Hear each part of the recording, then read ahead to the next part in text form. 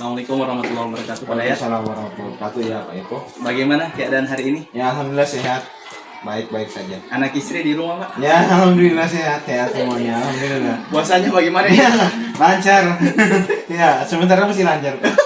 Sebentar ya.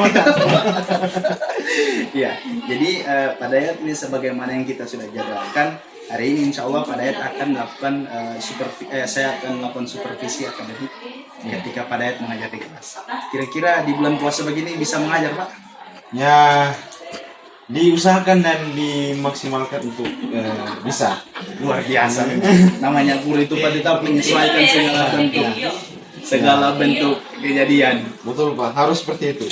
Ya, jadi untuk observasi kali ini Pak, jadi tujuan percakapan kita kali ini membahas tentang observasi ataupun supervisi akademik yang akan nanti kita kerjakan. Jadi ada beberapa pertanyaan terkait dengan supervisi ini Pak yang nanti akan kita lakukan di sini. Jadi pertama kan seperti kita ketahui supervisi ini kan ada hal yang wajib istilahnya dilakukan dengan waktu-waktu tertentu. Jadi setiap supervisi itu pasti ada kegiatan yang ingin dilakukan, dinilai dengan supervisi. Nah, di supervisi akademik kali ini kita di guru penggerak diajarkan teknik coaching. Dalam hal ini kita lebih menyerahkan kepada guru yang disupervisi aspek-aspek apa yang ingin didapatkan dari supervisi tersebut. Jadi yang ingin saya tanyakan pertama Pak, kira-kira tentang aspek pengajaran Bapak sebentar. Kira-kira aspek apa yang ingin Bapak tampilkan pada saat mengajar sebentar? Yang ingin Bapak lebih kembangkan?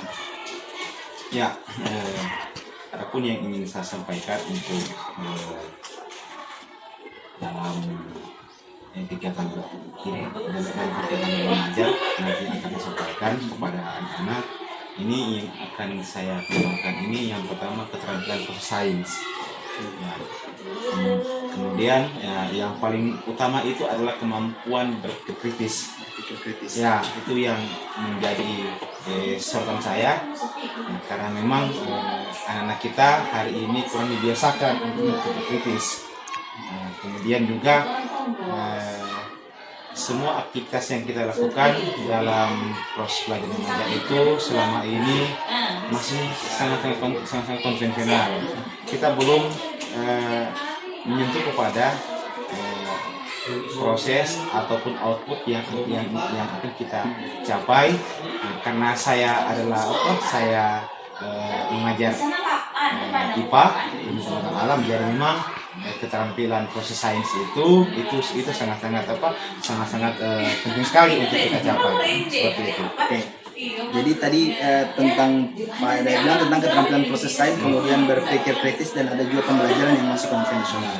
Nah, untuk mencapai ketiga hal lagi ini apa yang akan Pak Dayat lakukan ketika di kelas? Ya, ini yang pertama saya tentunya merancang kira-kira model pembelajaran apa yang ingin saya terapkan. Nah, setelah mengkaji dari segi tersebut dan kemudian dari kondisi lingkungan dan anak-anak, maka saya ingin menerapkan model pembelajaran discovery learning itu untuk dalam pembelajaran IPA ini. Insya Allah saya akan membawakan tentang materi tekanan pada zat. Jadi memang di sini ini kemudian tidak cukup dengan model pembelajaran, tapi kita juga di sini juga untuk mencapai itu kita juga menggunakan media pembelajaran. Di sini nih saya menggunakan media pembelajaran interaktif. Itu yang pertama saya menggunakan PowerPoint sebagai alat bantu saya, kemudian alat dan bahan untuk praktikum untuk diselidiki secara langsung tentang tekanan pada zat lain. Nah, tadi Pak Dayat bilang pakai model pembelajaran discovery learning, kemudian ada pendia pembelajaran, ada KPT dan bahan praktik. Apa sebab Pak Dayat memilih model pembelajaran discovery learning ini dan pembelajaran yang Pak Dayat pilih ini interaktif? Apa sebabnya Pak Dayat memilih hal-hal ini untuk diterapkan mencapai pemikiran kritis yang Pak Dayat inginkan tadi? Ya, bagi saya bahwa dari beberapa model dari PBL, dari NKRI, kemudian dari Project. Itu ya itu masing-masing punya kelebihan dan kekurangan masing-masing. Jadi memang di sini ini saya menggunakan discovery learning ini discovery ini dengan discovery learning terbimbing, karena memang di sisi lain saya ingin anak-anak didik saya ini bisa menemukan sendiri ya, bisa menemukan sendiri konsep-konsep yang akan dipelajari melalui serangkaian kegiatan proses. Namun juga saya juga melihat bahwa kondisi anak-anak saat ini masih perlu bimbingan secara intensif. Nah, jadi memang itulah sebabnya saya tidak pakai model discovery yang sifatnya sifatnya bebas. Nah, karena memang di sisi lain anak saya belum bisa belum bisa untuk sana ya. Mungkin insya Allah ke depan ketika anak-anak kita sudah terbiasa dengan penerapan model seperti ini, insya Allah kita akan lebih serius lagi dan mungkin bisa lebih komprehensif lagi. Nah, seperti itu. Kemudian untuk model untuk media pembelajaran, saya kira itu juga yang pertama, bahwa siswa kita cenderung cepat bosan. Setuju ya. Nah, di sisi lain energi kita terbatas ya. Nah, terbatas untuk menyampaikan sesuatu yang cakupannya luas. Iya, betul. Ya, jadi supaya yang pertama menarik minat anak-anak kita, kemudian anak-anak kita lebih melihat sesuatu yang lebih berbeda dalam hal ini. Ya, maka kita akan menampilkan sesuatu yang kira-kira bisa membuat anak-anak itu tertarik lah dan menambah motivasi dan minat belajar anak-anak. Saya setuju Pak Dayat. Memang anak-anak itu kalau hanya sistem ceramah istilahnya orang cepat bosan. Betul Pak. Memang diperlukan media interaktif yang mampu merangsang mereka supaya rasa ingin tahu mereka selalu tumbuh dan selalu tumbuh. Nah, kira-kira nih Pak Dayat, dengan model pembelajaran discovery learning, kemudian media pembelajaran yang bervariatif, ada PowerPoint, bar praktik, kemudian alasan-alasan Pak Dayat memilih tersebut, kira-kira hambatan terbesar Pak Dayat dalam menyiapkan segala hal untuk pembelajaran hari ini apa? Nah, ini tentunya ini ya tidak ada sesuatu yang tidak ada problemnya. Betul. Pasti ada Selalu ada itu. Pasti ada problemnya ya. Iya, tentunya apalagi kita kita di satu sisi di tempat yang memang kita terbatas ya, terbatas. Nah, yang pertama untuk saya sebagai guru IPA, memang keterampilan proses sains itu membutuhkan alat tambahan yang juga cukup banyak, apalagi kita praktikum. Nah, jadi memang kebetulan di sini memang kita punya kit, tapi banyak yang tidak ada ya. Nah, ini kit ini Tempat-tempatnya ada ya. Iya, teman-temannya ada, tapi kadang kita kalau untuk satu kegiatan praktikum, nah ada alatnya ini, tapi ada alatnya misalkan dari 5 alatnya bisa yang ada cuma 3. Tiga ya? Nah, yang ada cuma 3. Yang duanya kemana kira-kira? Nah, nggak tahu yang kemana. Ya. Itu dari segi penyiapan sarananya. Kemudian kemarin saja itu untuk karena kita menggunakan media PowerPoint, jelas membutuhkan infocus di situ jelas ini daya listrik ya. Kemarin itu kan sering mati lampu. Nah, jadi ini akan semoga nanti tidak akan mati lampu ya, supaya apa yang kita rencanakan pada RPP sesuai dengan tahapan-tahapannya. Nah, kemudian yang menjadi kendala di sini dari segi penyiapan waktu. Karena menggunakan model-model pembelajaran aktif ini pasti sangat membutuhkan waktu. Betul.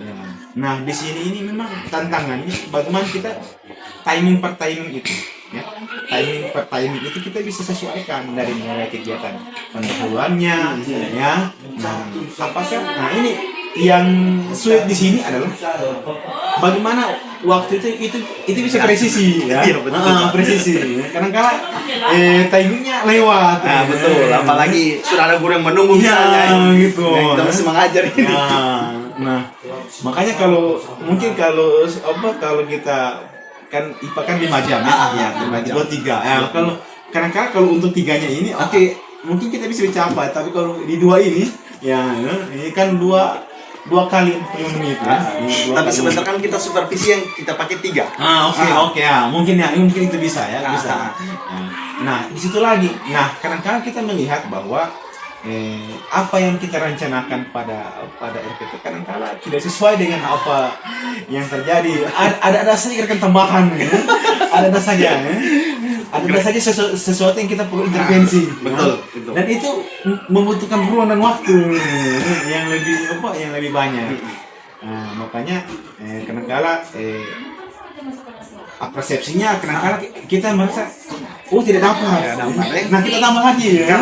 Karena kondisi kan dalam lapangan ini yang mengharuskan kita menambah. Akhirnya belum ngeh dengan penjelasan kita apa yang harus kita pelajari. Nah, kemudian prasyarat materinya tidak dapat. Nah kadang-kadang saya ingin mengajarkan materi tekanan. Nah, sementara di tekanan itu dia butuh materi prasyarat lain. Kemudian anak-anak tidak memiliki ilmu tentang itu. Belum ini Sampai ke situ ataupun sudah lupa yang ilmu itu prior knowledge-nya itu berarti. Itu dia. Jadi terpaksa saya harus menjelaskan kembali atau saya harus membuat sebuah keterkaitan kembali. Nah, ini di sini butuh waktu. Oke, jadi kalau misalnya sebentar Pak kita lakukan supervisi di kelas, Pak Hidayat mengajar di kelas, kemudian salah satu hambatan ini sampai, kalau misalnya alat fasilitas ini ternyata pada saat dibuka di kelas ternyata kurang alatnya, kemudian tiba-tiba pada saat Pak Hidayat menampilkan PowerPoint lampunya mati. Nah, kira-kira bagaimana upaya Pak Hidayat untuk menyelesaikan masalah ini, mengatasinya ini jika sebentar ketika pembelajaran terjadi ini Pak? Ya. Ini juga yang jadi saya ingin tahu. Yang jelas bahwa untuk masalah daya ini adalah masalah yang sangat serius sebenarnya. Masalah yang sangat serius. Jadi memang ketika mati lampu dan memang tidak bisa kita menampilkan tampilan, ya maka kita akan beralih ke mode manual. Ya dari segi kemudian juga saya juga berpikir bahwa ini slide ini mungkin kita bisa mengenakan lah. Ya, jadi berarti sebentar pada rencana di print out ini. Ya, print out kayaknya seperti itu Pak, supaya kita antisipasi Pak. Printer di sekolah ada. Ada. Oh ya, kan ada di sini. Ada. Nanti kita akan kita akan cetak bahan ajarnya, bahan ajarnya kita akan cetak supaya ketika dan ini juga mungkin bisa dibawa pulang oleh anak-anak ya. Bisa dibawa pulang dan sebagai bahan pengenalan materi lah untuk anak-anak seperti itu. Karena kalau dikasih filenya anak-anak tidak ada laptop juga di rumah ya. Nah, untuk masalah waktu, nah ini sebenarnya kita perlu observer di sini Pak. Nah, kita perlu observer yang memang dia bisa mengingatkan kita ya. Karena kita terbawa suasana ya. Jadi kalau ada observer mungkin kita bisa diberikan warning atau tanda atau sign dari mana supaya kita bisa lagi sekian menit. Sudah. Nah, menurut Pak Hidayat observer ini baiknya di mana? Di dalam ruang kelas atau di luar ruang kelas, hanya melihat dari luar atau wajib duduk di dalam ruang kelas dengan anak-anak? Ya, kalau saya tidak masalah dia di luar atau di dalam, tapi yang penting dia bisa melihat secara komprehensif. Ya, dia bisa memantau secara komprehensif. Nah, utamanya waktu bagaimana kemudian dia bisa mengamati respon anak-anak ya terkait dengan semua tahapan pembelajaran, sekaligus mungkin ada hal-hal yang belum tercapai bisa disampaikan. Karena biasa kan ada guru yang kalau di supervisi takutnya kalau ada yang di dalam karena tidak nyaman, akhirnya mengajar ya anak-anak sudah hilang. Jadi luar biasa pada dengan sudah mudah-mudahan sebentar kegiatan pembelajaran yang dilakukan sesuai dengan apa yang kalian inginkan. Amin. Dan berarti Pak Dayat sudah sangat siap ini Pak. Siap. Jadi terima kasih banyak Pak Dayat atas waktunya. Percakapan pro-observasi ini memang sangat dibutuhkan supaya kita juga sebagai observer mengetahui kira-kira guru yang diobservasi itu maunya keamanan ya teman-teman. Jadi sehingga supervisi yang terjadi bukan menilai ataupun menjudge guru tersebut, oh ini kurangnya di sini, kurangnya di sini, tapi kita pun mengetahui, membantu guru, memberikan penguatan, kemudian mengajak guru menemukan potensi dalam belajar. Sehingga yang terjadi bukan hanya sekedar supervisi antara atasan bawahan, tidak, tapi dia setara itu. Karena itu akan mampu membangkitkan kompetensi guru untuk mengembangkan lebih jauh lagi tentang kompetensi mengajar. Percakapan luar biasa pada pagi hari ini Pak Dayat. Semoga sebentar semuanya berjalan sesuai rencana. Hambatan yang tadi Pak Dayat sebutkan tidak kita temui, terutama lampu ini. Ya, itu semua. Kalau fasilitas kalau ada yang kurang aman, ini Ya, aman, kayaknya aman Pak ya. Jadi terima kasih banyak Pak Dayat atas siap. waktunya. Jadi setelah ini kita ke kelas untuk melakukan. Oke. Terima kasih banyak Pak Dayat. Assalamualaikum warahmatullahi wabarakatuh.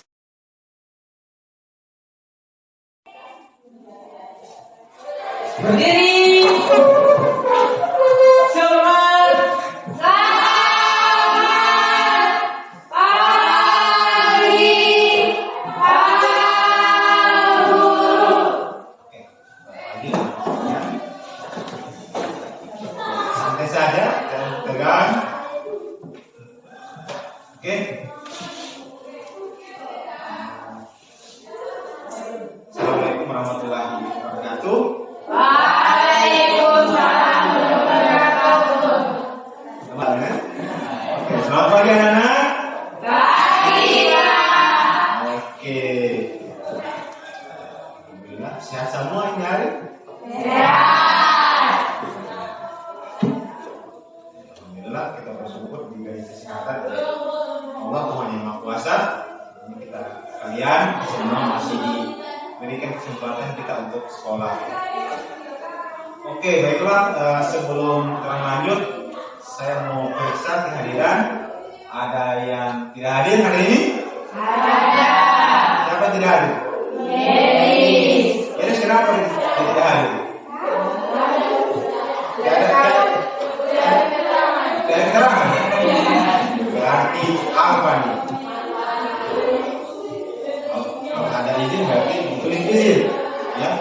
Kelas kalau izin tulis izin. Oke, sebelum kita lanjut pada pelajaran hari selanjutnya, maka kita berdoa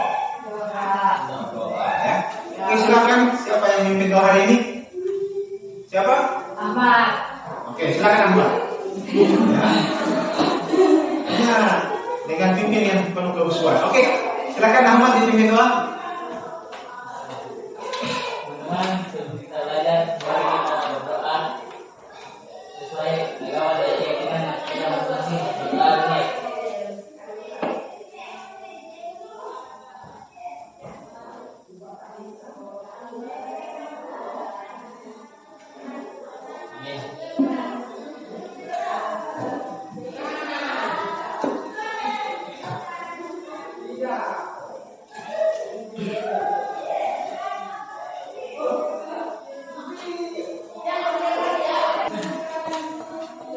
Oke, anak-anak sekalian, ya jadi pada pertemuan sebelumnya orang sudah mempelajari tentang tekanan zat, ya.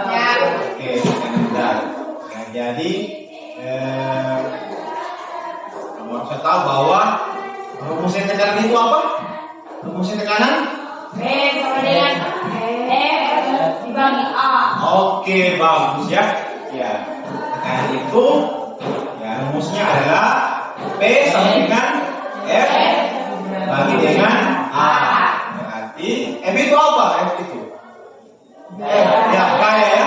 Ya, A itu apa? Luas udara. Ya, luas bidang. Oke, bagus ya. Jadi nomor masuknya. Jadi dasar itu yang akan kita pakai untuk memahami materi juga hari ini. Jadi jangan bilang oh kan materi kemarin sudah dipakai, jangan. Semua materi itu tetap berkaitan. Jadi kalau kemarin orang bicara tentang tekanan zat padat, maka hari ini orang akan bicara tentang tekanan pada zat cair.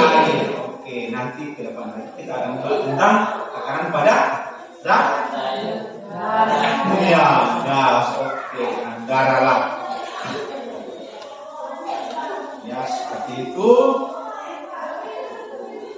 baru ya di tekanan zat cair ini atau dibilang dengan tekanan hidrostatis.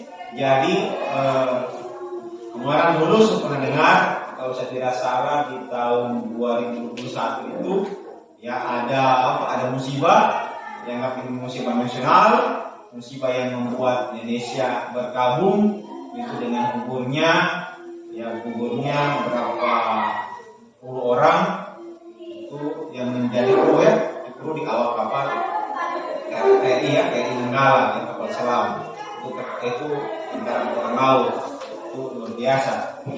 Kapal itu kapal besi, bukan kapal kubal, bukan cuma kapal kayu, bukan kapal kayu bakar, kapal besi. Misalnya itu kapal itu dia hancur oleh air. Luar biasa ternyata ini air ini. Kalau dia memang betul, efeknya luar biasa. Makanya air itu bisa melakukan kapal selam yang konstruksinya besi. Bayangkan luar biasa ini air. Nah, itulah makanya sehingganya orang bisa ada muncul pertanyaan. Kira-kira ya apakah tekanan hanya berlaku pada berat saja? Tidak. Ya. Jadi kalau bicara pada kasus KRI Nanggala itu berarti tekanan juga bisa berlaku pada cair atau disebut dengan tekanan apa? Ya, hidrostatis ya. Oke, bagus ya. Jangan lupa ya. Karena hidrostatis. Hidro itu berarti air, hidro ya. Hidro berarti air. Keren.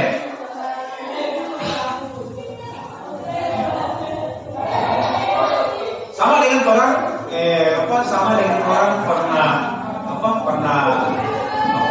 berenang di air. Kira-kira ya.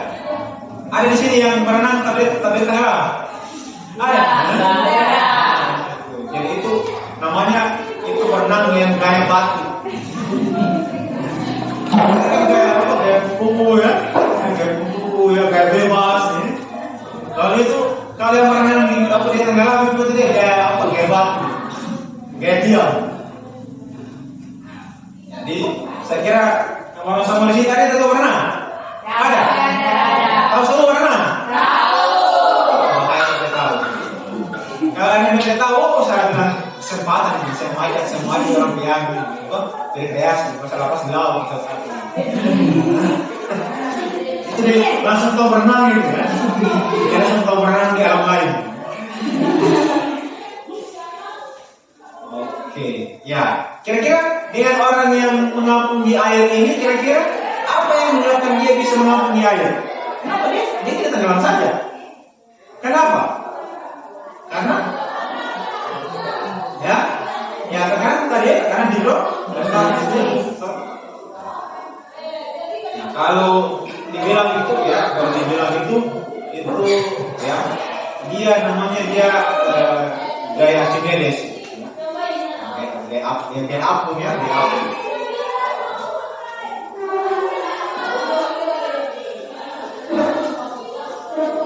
Jadi orang semua, jadi saya harapkan semua orang itu bisa menyadari bahwa dengan mempelajari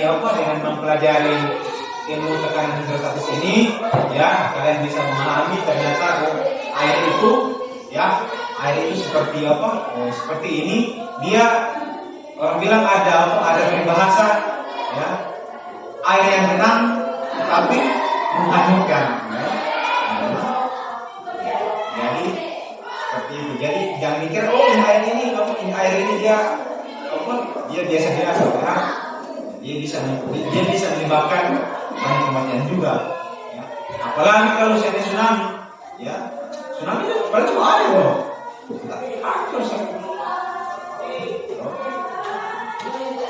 Jadi ya dengan cara belajar ini, dengan cara belajar tentang tekanan hidrostatis, tentang cair ini, jadi mungkin besok orang jadi apa? Jadi penyelam, profesional. Atau ada yang bawa apa? Ada yang bawa kima, ada yang bawa apa? Bisa tahu apa? Kemampuan manusia sekian. Saya tidak boleh lebih dari itu, nanti saya mati. Atau macam besok ada yang apa mungkin jadi tentara angkatan laut. Toh? Ada yang jadi tentara angkatan laut besok dia bukan jadi kapal selam. Kan dia kan cerita sama penasihat besok. Atau ada yang kerja di mana di kapal kecil. Jadi dengan apa? Mesti kita bersyukur bahwa Tuhan ini Allah SWT ini menciptakan segala macam apa ciptaannya di muka bumi ini termasuk air ya. Kalau tidak ada air juga ini bahaya juga ya.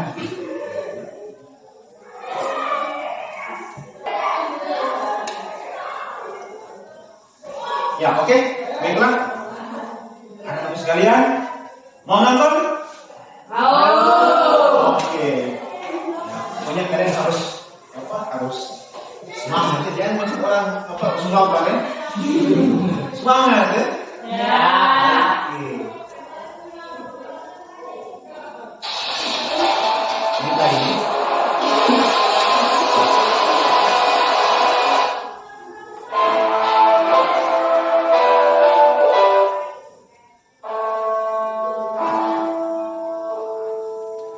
Jadi ini adalah kapal selam milik pada bulan April ya, tanggal 21. Jadi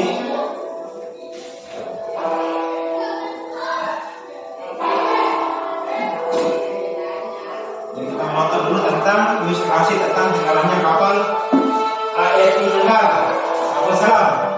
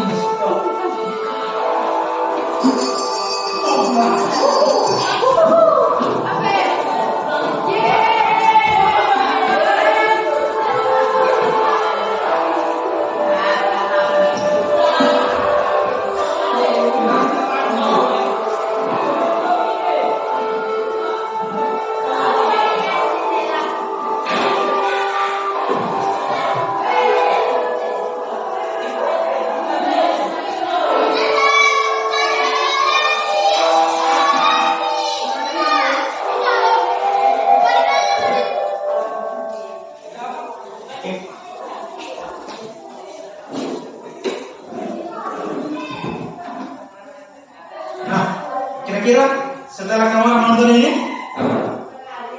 mau jadi kru kapal selam? Mau? Tidak? Tidak mau? Ya, dong.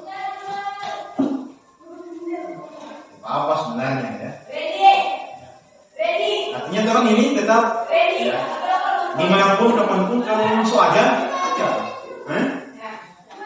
Mau kerja apapun, ya. Mau orang itu mau jalan-jalan, pakai orang kaki, ya. Pas bingung di kepala, ya.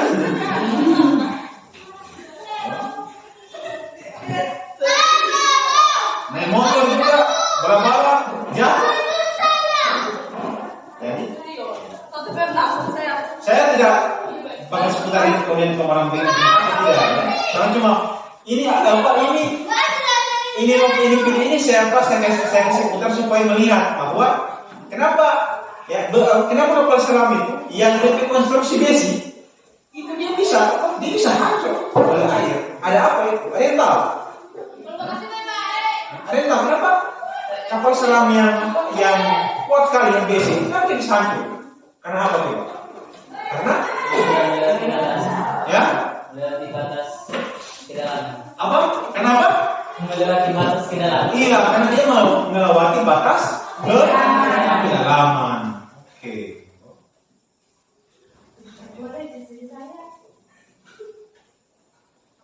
Ada yang lain? Ada yang bisa menjelaskan yang lain? Karena apa? Karena tekanan. Ya, karena tekanan tuh. Oke, bagus ya. Ya, karena tekanan. Ya.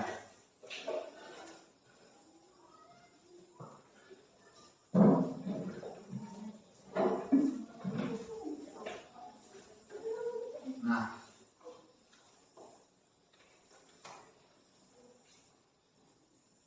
Ini coba lihat gambar ini. Orang apa ini? Orang apa? Ya. Menyelam. Nah, kira-kira ini orang menyelam ini, ya, berbahaya tidak? Berbahaya. Kenapa berbahaya? Karena ini penyelam ini dia tidak pakai apa-apa ya. Dia tidak pakai apa-apa. Nah, kira-kira ya, apa yang terjadi kalau ini penyelam ini kan masih penyelam yang tradisional ini, ya. Dia apa? Dia tidak pakai scuba diving, dia tidak pakai apa? Dia tidak pakai tabung oksigen, ya. Dia tidak pakai baju khusus. Ya. Nah, kira-kira apa yang terjadi manakala ini orang ini dia melewati apa? Dia semakin dalam dia apa? Dia menyelam. Apa yang terjadi? Ya? Yang kamu orang tahu apa? Iya, orang oksigen. Baru lagi. Yang kamu tahu orang yang di sekitar orang? Sakit telinga. Ya, sakit telinga. Oke, sakit telinga ya. Berdenging tuh ke telinga tuh. Apa lagi yang lain?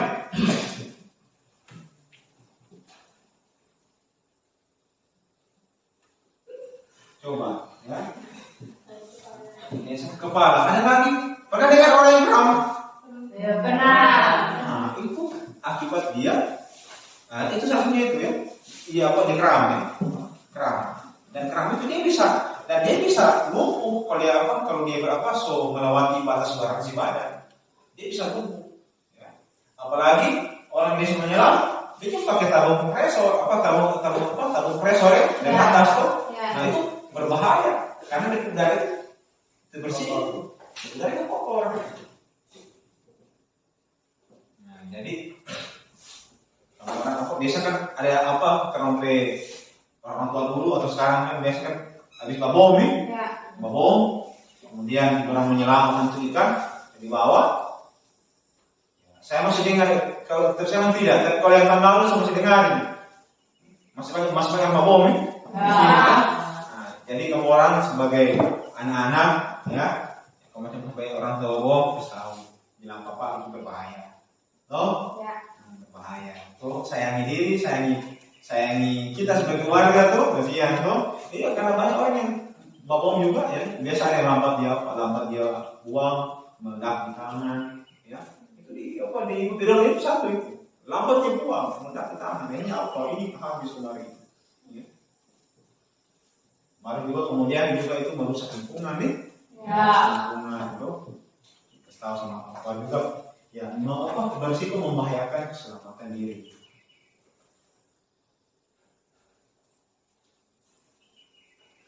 Nah, jadi hari ini kita belajar tentang tekanan hidrostatis, ya. Ajeng, apa itu tekanan hidrostatis? Coba. Boleh senyum, kalian terlalu lama senyum. Langsung bilang saja ya. Karena itu senyum itu bukan jawaban. Ya. Oke, silakan Ajeng. Apa itu tekanan hidrostatis? Hah? Kalian tahu? Fatma?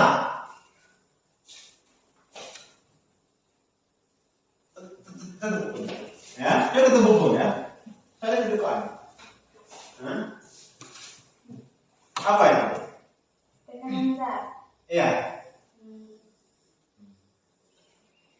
Apa itu tekanan hidrostatis? Hah? Jangan di dalam. Apa? Apa coba? Saya mau aktif. Tekanan di dalam zat cair yang disebabkan oleh berat zat cair. Ya, tuh. Jadi apa? Tekanan hidrostatis itu adalah tekanan yang disebabkan oleh gaya berat zat cair. Oh, Ya. nah seperti yang lalu yang saya sempat jelaskan bahwa semakin ke dalam, ya maka tekanan itu semakin besar karena ya.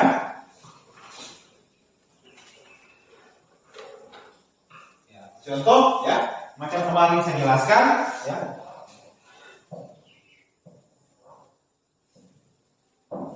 Ini semakin ke dalam dia ya, semakin ke dalam. Contohnya ikan ini, ya ada ikan.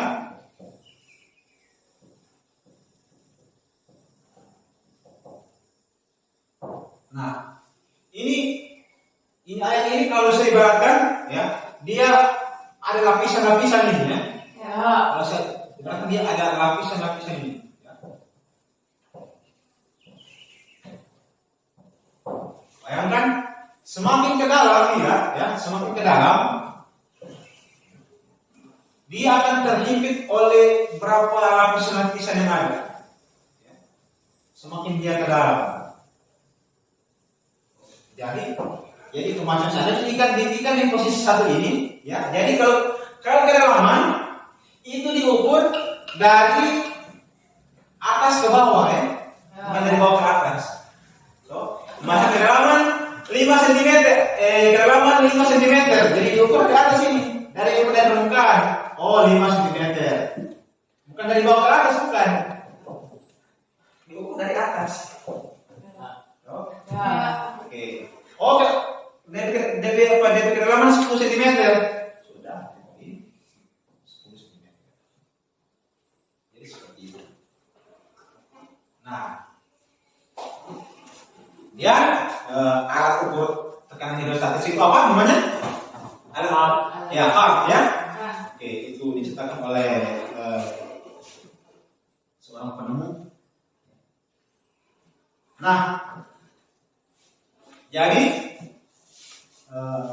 tekanan hidrostatis itu kalau persamaan tekanan itu P sama dengan apa? Kalau yang mau tekanan umum apa? F. Ya. P sama dengan apa? F. Ya. W. P sama dengan apa? P, F, Ya. P sama dengan F, F. O, Bagi A. A. Kamu harus lupa ini. Ya lupa ya. Oke. Nah, kalau di tekanan hidrostatis itu dia di rumus itu persamaannya adalah pH sama dengan rho ya. Rho dikali dengan G dikali dengan H ya. Jadi kalau G itu dia massa jenis ya, kalau rho itu dia massa jenis zat cair, kemudian G itu adalah gravitasi, percepatan gravitasi, dan H itu adalah kedalaman. Ya. Jadi pada persamaan itu ya, jadi kalau ini ya hanya besar, ini berapa? Besar kecil, ya. Kalau ini besar, ya, DP ini besar atau ke bawah? Besar atau kecil? Ya, besar ya. Kecuali dia dibagi. Toh? Toh? Ya. Kalau ini besar, ini juga besar. Kalau ini ke bawah, berarti ini juga ke bawah. Nah, seperti itu. Macam contoh, 6 sama dengan 2 dikali 3 dikali dengan 1. Ya. Kalau ini saya tambah lagi, sekali 4. DP ini bertambah tidak? Bertambah apa? Pertama? Ya, bertambah? Ya, bertambah besar nilainya, oke? Ya? Iya, berapa? Semakin besar atau kecil? Kalau bagi ini ya, jadi ingat kalau dia perkalian semakin tinggi DP angka ini, DP semakin tinggi, maka DP hasil semakin besar. Kalau dia pembagian, ya, kalau DP bilangan membagi dia besar, DP hasil kecil. Oke?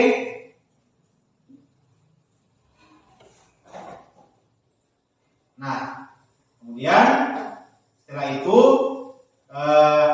hari ini kita akan mempelajari tentang hubungan massa jenis, kedalaman, dan tekanan zat cair. Bagaimana sih hubungannya? Bagaimana sih keterkaitannya antara massa jenis benda, kedalaman, dan tekanan zat cair? Oke, baiklah. Sebelum itu kita akan praktik. Kebetulan DPA ini Paso siapkan di sini. Nanti sebelumnya itu kita akan bagi kelompok, ya? Nah, kita akan bagi kelompok.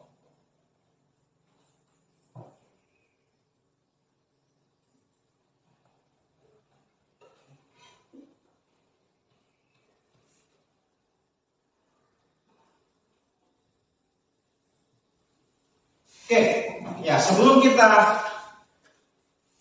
nanti kita praktek, nanti kalian akan mengidentifikasi permasalahan. Kira-kira dari hasil belajar kalian, ya, dari hasil belajar kalian yang lalu susul pelajari ini bab ini, materi ini, kira-kira apa kira-kira permasalahan yang timbul ketika kalian belajar materi ini?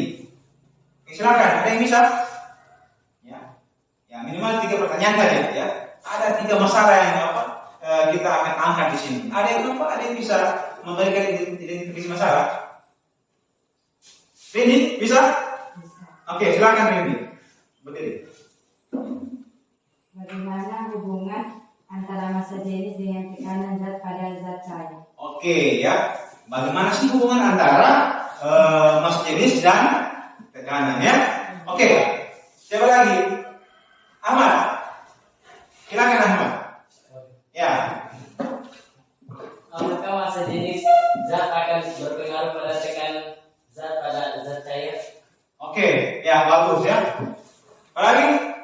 Selfie? Bisa? Tidak. Oke, ya dibaca. Kenapa? Bisa? Bisa. Bagaimana hubungan antar tingkat kedalaman zat pada tekanan zat cair? Oke, ya. Ya bagus ya. Oke, kita beri aplaus dulu.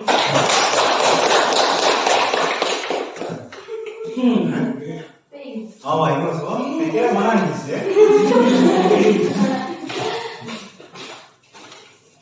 Ya, jadi nanti identifikasi masalah kalian nanti kita akan menjawab pada praktikum kita di hari ini. Ya, nanti ini kita akan praktikum tentang bagaimana menemukan antara hubungan antara tekanan yang kedalaman dengan massa jenis zat cair itu seperti apa? Apa sih hubungannya? Nanti kita akan praktik seperti ini ya. Oke. Baiklah, sebelum kita laksanakan praktikum, kita bagi kelompok dulu. Nah, jadi karena ini ada berapa orang semua ini? Iya. Oke, karena ini cuma 9 orang, maka kita akan bagi 3 kelompok saja. Oh, Ya. oke, silakan menghitung dari 1, 2, 3, baru sambung lagi 1, 2, 3. Oke, silakan. 1, 2, 3, 2, 3, 1, 2, 3. Oke, baiklah, silakan berkumpul kelompok 1 dengan kelompok yang 1 dengan yang 1, yang 2, 2 dan yang 3, 3. Oke, silakan. Ya. Oke, Pak, silakan cepat.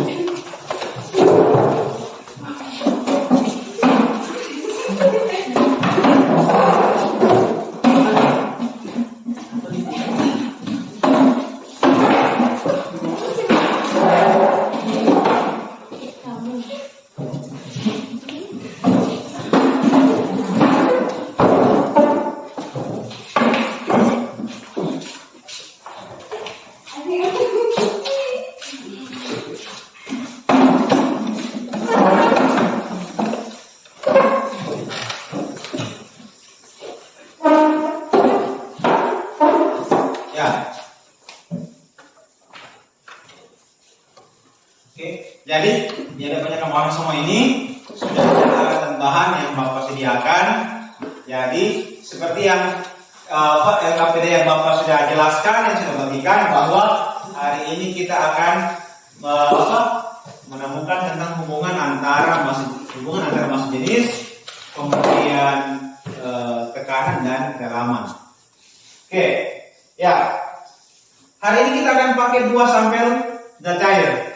Yaitu apa? Air. Oke, minyak goreng ya, bukan minyak cair. Ya, kemudian ini ada alat yang sudah Bapak siapkan. Ini alat sederhana, tapi ya bisa kita bisa pakai untuk mengukur. Nah, jadi langkah yang pertama, kita mengukur dulu, ya. Kita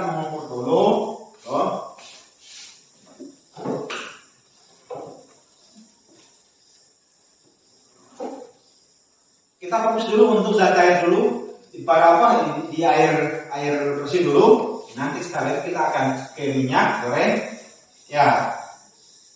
Jadi yang kita ukur di sini ada 2 ya. Yang kita ukur di sini ada 2 ya, sebagaimana pada LKPD itu.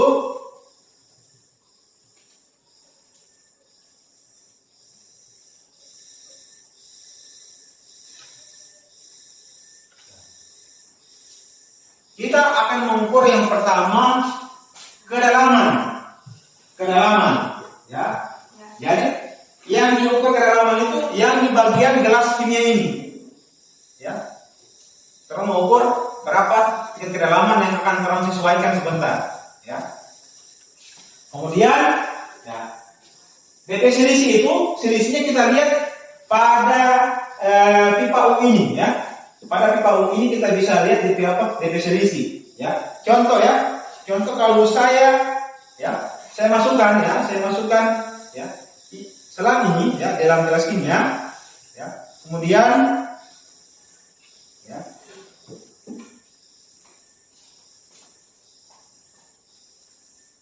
Ya, kemudian ini dilihat, di sini, ya, dari atas ini kita tekan kedalaman berapa? Contohnya kedalaman 1,5 cm di sini, di dalam ini. Kita lihat di sini, ya, berapa dia selisih, ya, ya, antara pipa yang di kanan dan pipa yang di kiri, ya. Contoh macam di sini ini, pipa kanan dia 16, pipa kiri 18, dikurang. Oh, berarti saya tidak selisih. Itu yang dicatat di tabel selisih ketinggian. Oke? Oke. Yang ini di kedalaman, di tabel kedalaman, yang di sebelah ini di tabel ketinggian. Oke? Sampai di sini paham? Nah, jadi kita ada 5 kali ya, ada 5 kali kita merubah itu. Kita merubah kedalaman. No? Mungkin nanti kalian akan semakin ke dalam ya. Oh di sini masalah di sini ya, sedikit maju lagi. Mungkin dia sampai 5 kali dia punya perbedaan kedalaman. Oke? Paham toh? Sampai 5 kali dia punya perbedaan kedalaman dan 5 kali itu juga nanti dilihat berapa dia punya perbedaan ketinggian. Oke? Ya. Nah, setelah itu dilakukan pada air, baru ganti dengan minyak dengan langkah yang sama. Oke? Ya. Sebanyak 5 kali juga. Ya, langkah yang sama sebanyak 5 kali pada minyak goreng. Sampai sini jelas? Jelas. Oke. Jadi karena ini alatnya cuma 1, jadi sementara kelompok ini ada 3, jadi kita apa? Antrian. Oh? Ya. Jadi kita antri, kita apa? Jadi ya begitu kelompok 1 dia habis 5, ya dan juga gantian ya. Ya.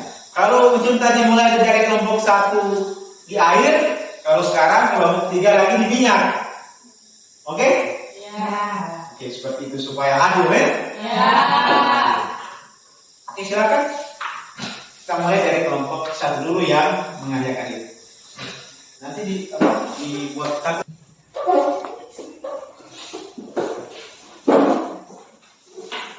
Oke, sekarang saya tanya, semua sudah dipahami pelan-pelan kan? Sudah. Oke, kalau ada yang jelas dibilang, tapi nanti sebentar tetap saya akan bimbing selama percobaan. Jadi jangan langsung kalau baca kalian ditanyakan. Oke, sekarang begini ya. Untuk bagusnya nanti kita mulai dari kelompok 1 dulu. Ya, kelompok 1 kita mulai percobaan pada air, baru habis itu kelompok 2 dan kelompok 3. Nanti kemudian setelah itu setelah selesai untuk yang air, kita pindah ke bagian yang minyak. Langsung dari kelompok 3, kemudian 2 dan 1 terakhir. Oke, seperti itu ya. Oke, suka adil. Nah, saya suka. Ya. Oke, baiklah, silakan kelompok 1. Ya. Jadi bawa DP itu catatan semua. Baru kemudian ya, jangan lupa dicatat dia punya dicatat dia punya DP kedalaman, dia punya selisih ketinggian di sini ya, di PAU. Oke, silakan.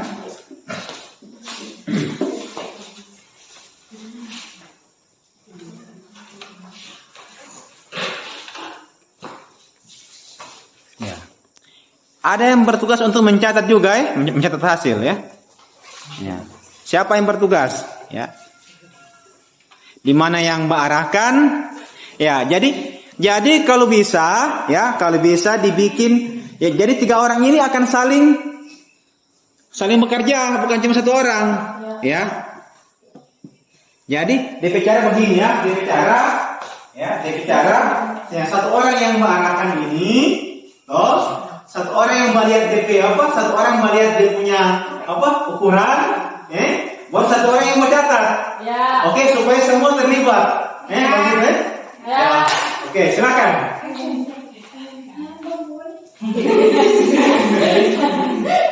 Ingat yang melihat ini di mata jangan rabun jangan ya. Yang melihat ini di mata jangan rabun ya.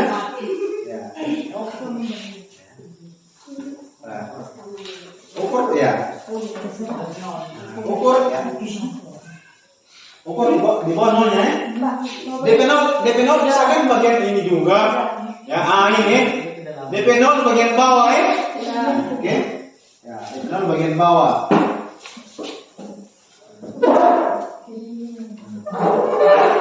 Jadi sementara masih di keluar dulu. Iya. Itu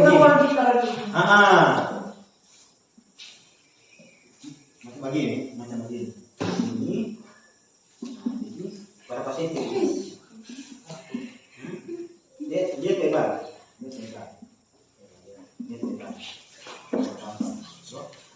Ukur dari ini, dari 6,5 ini, ukur berapa senti? Lihat DPA, lihat DPA. Berapa? Berapa ini? Berapa ini? Berapa senti? Maksudnya harus satu. Lihat aku lihat DPA ukuran berapa?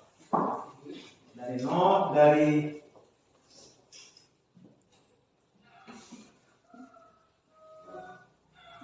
dia boleh di atas ini, dia boleh di atas.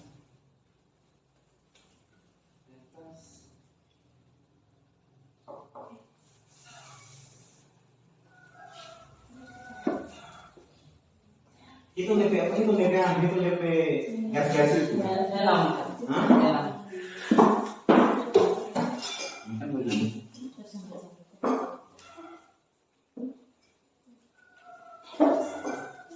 Sekarang kan di sini. Dari dulu.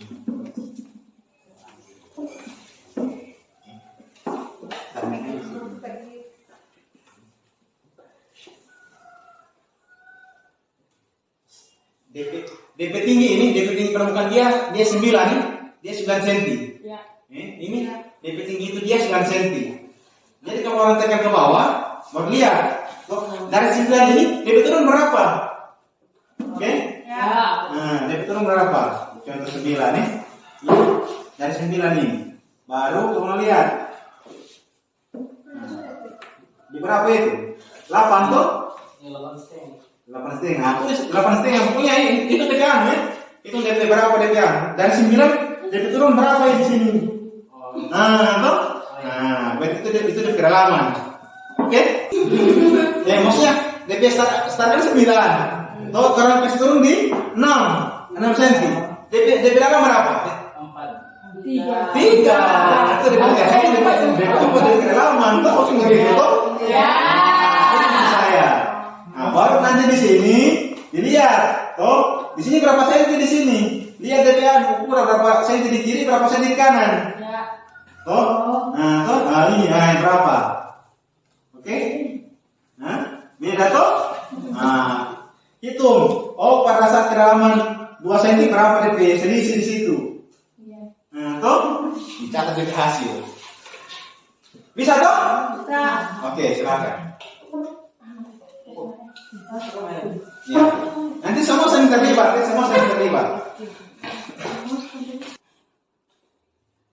Di satu 6,5, 16.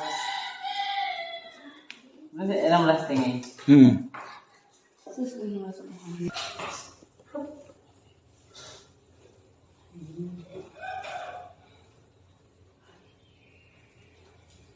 Enam belas setengah.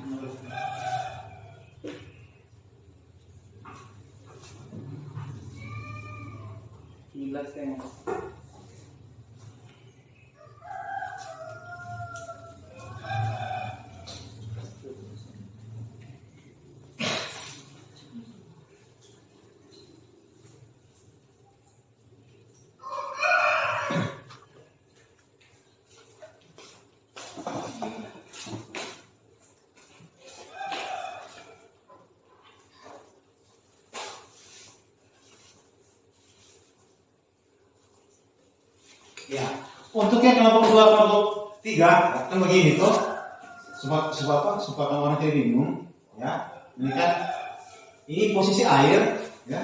Ini posisi air di gelas kimia. Kalau orang aja. Ya. Ini dalam ukur pakai mistar, dia ada di titik 9. Oh, berarti di 9 cm ini dia DP apa? Dia DP apa? DP permukaan 0. Oh, DP titik 0. Ya. Jadi saran saya kalau apa supaya saya bagus supaya lama. Jadi misalkan, orang mau ingin kedalaman 2 cm. Yang pertama, ya untuk kedalaman pertama saya ambil 2 cm. Berarti DP apa? DP misal, DP pas turun sampai di titik berapa? 7 tuh? Ya. Saya kasih 2. Berarti ini 7 tuh? Ya. Ini dia sampai 7 dia. Ya. Kemudian ini untuk yang pertama, untuk yang kedua, oh iya sampai ya. Kalau sampai 5 sampai 3 saja ya. Yang 3 saja ya. Seperti lama itu. Kasih 3 saja ya. Kemudian yang kedua, ini yang pertama kedalaman 2 cm. Yang kedua, saya kasih kedalaman 3 cm. Berarti berapa? Turun berapa ini? Di 6 tuh? Ya. Oke, di 6. 6 di sini apa? Di misal. Kemudian saya mau kasih turun lagi kedalaman 5 cm. Di mana berarti? 4. Ya, di 4. Oke. Paham tuh sampai sini tuh? Ya. Oke, paham. Jadi ya, itu untuk kelompok kedua. Ya. Ingat ini data kelompok 2 ya. 2 cm, 3 cm, 5 cm. Tulis ini tulis. 2 3 5. Iya, 2 3 5. Sudah? Kelompok ini sudah? Belum. Oke. Kelompok 3 ganti. Ya, kelompok 3 ganti. Ya. Kelompok 3 ganti. Di sini DP apa? DP kedalaman 3 4 5. Ya.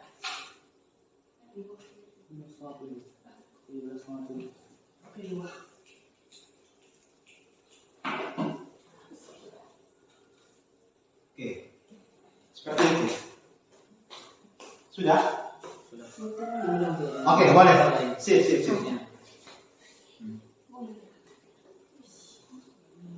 Ya. Oke, sudah. Silakan kelompok 2 lagi.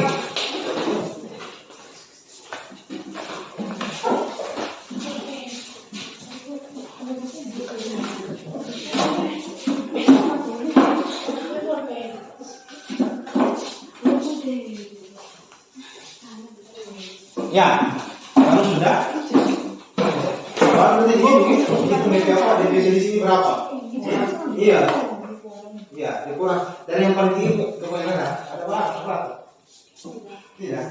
Oh, yang kurang memuaskan di belakang. Tahu tuh? Punya tuh? Tahu tuh? Kurang.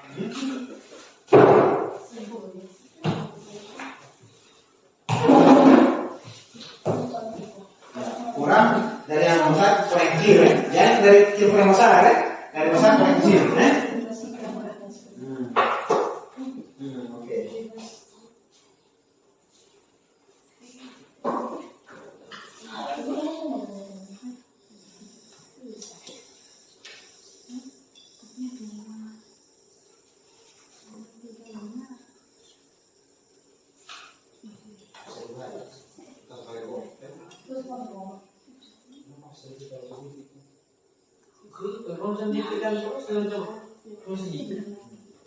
Atau kan DP anuan itu kan biasanya dia tinggal di sini. Jadi apa sih? Jadi makan juga. Dampungnya bisa dilihat tuh. Dia bisa di sini. Di belakang sih. Boleh. Dia makan di belakang. Iya. Pakai supaya dia beda. Karena sampai atas sampai sama itu.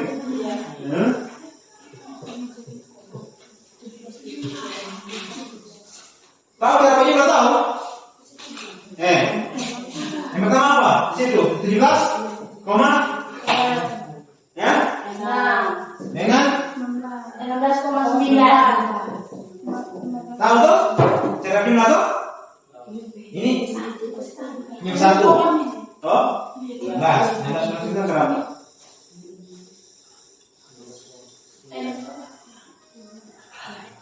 7 lah. 7. Dari sini 6. 0,7.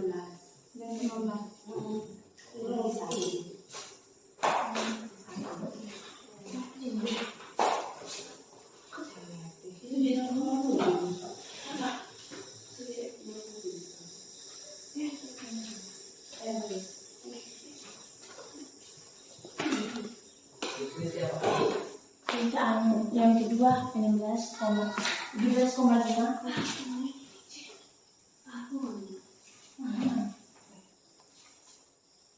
Buat 16,5.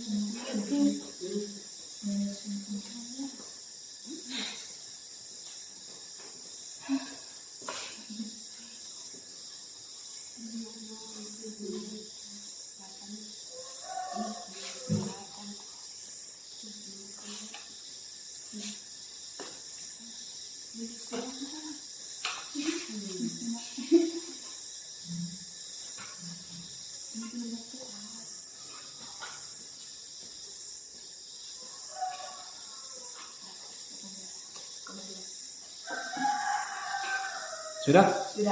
Oke, lanjut kelompok 3.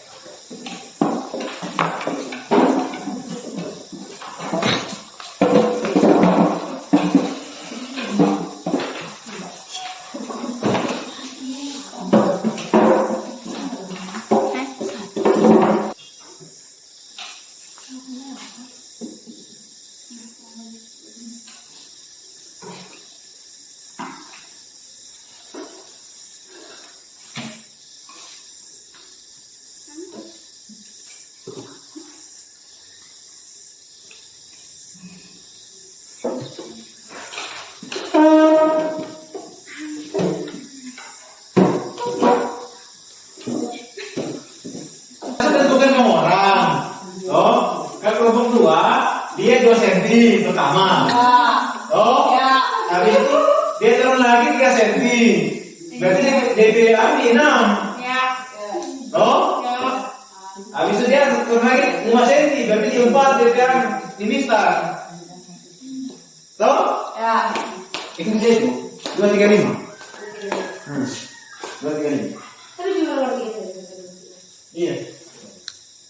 235.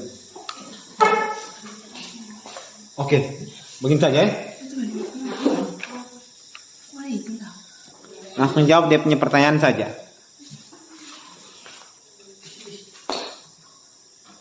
Diskusi.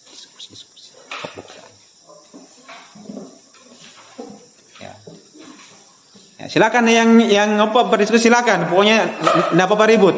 Ya, yang penting kita untuk berdiskusi tentang pelajaran, bukan yang lain. Jadi besar yang ada.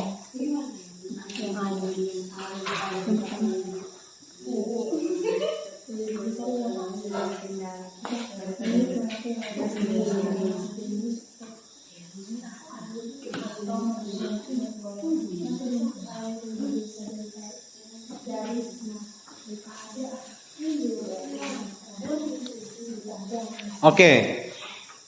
Silakan jawab dia punya apa? Dia punya pertanyaan sesuai dengan data yang didapatkan tadi itu. Pokoknya dia punya jawaban itu mengacu pada hasil percobaan yang tadi, yang sebelumnya, yang kalian lakukan.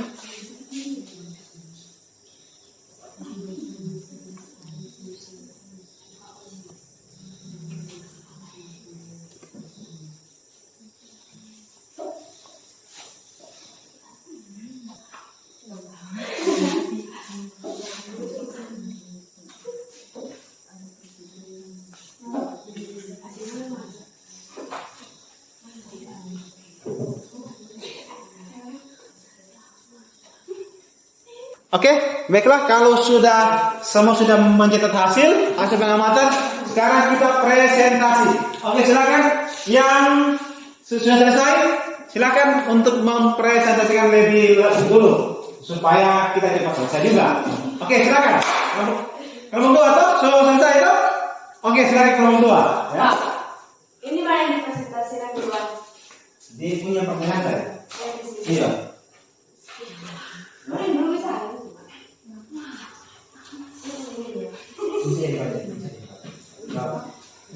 Dia punya jawaban tadi dibaca. Jadi jawaban pertanyaan tadi dibaca. Ya? Jawaban tadi dibaca.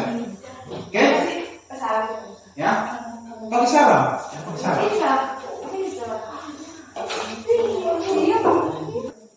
Oke, saya. Siap. Kami dari kelompok 2 ingin mempresentasikan hasil diskusi kami. 1. Menurutmu, manakah yang lebih besar antara massa jenis air atau massa jenis minyak goreng? Yaitu lebih besar massa jenis air.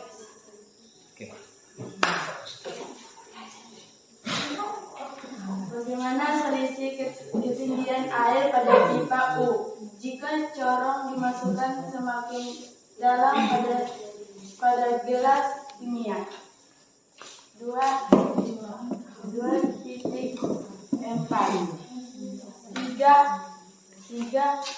0,8 Oke.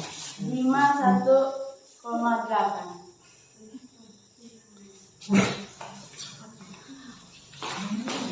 Coba bandingkan ketinggian air pada pipa U pada setiap kedalaman corong ketika dimasukkan ke dalam gelas kimia yang berisi air dan ketika berisi minyak goreng.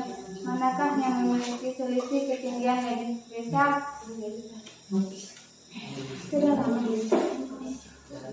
Kedalaman massa jenis zat, kedalaman air.